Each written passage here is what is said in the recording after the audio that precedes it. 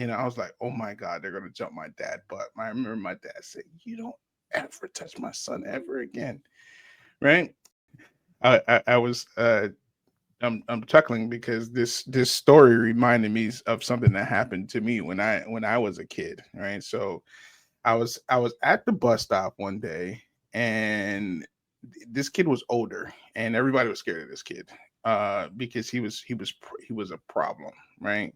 He actually ended up serving 18 years in prison for a bank robbery. So that just kind of just lets you know the type of environment that I was in. But anyways, we're at the bus stop, and then out of nowhere, he sucker punches me. Right. So my brother is there. He's older, but he's definitely fearful. Right. But this one particular, I was just so mad. I just told my dad, I was like, this kid just punched me for no reason. His name was Blunt Cooper. So blunt like a blunt.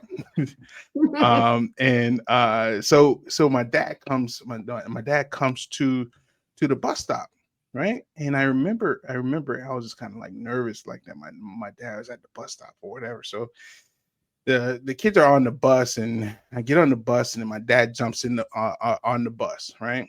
And he says, show him to me, show him where he's at, right?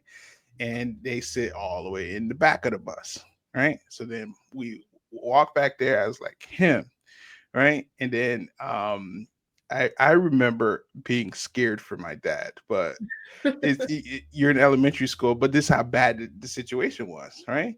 I remember him, and then probably like other four other boys like stood up, and I was like, oh my God, they're gonna jump my dad butt. I remember my dad saying, "You don't ever touch my son ever again."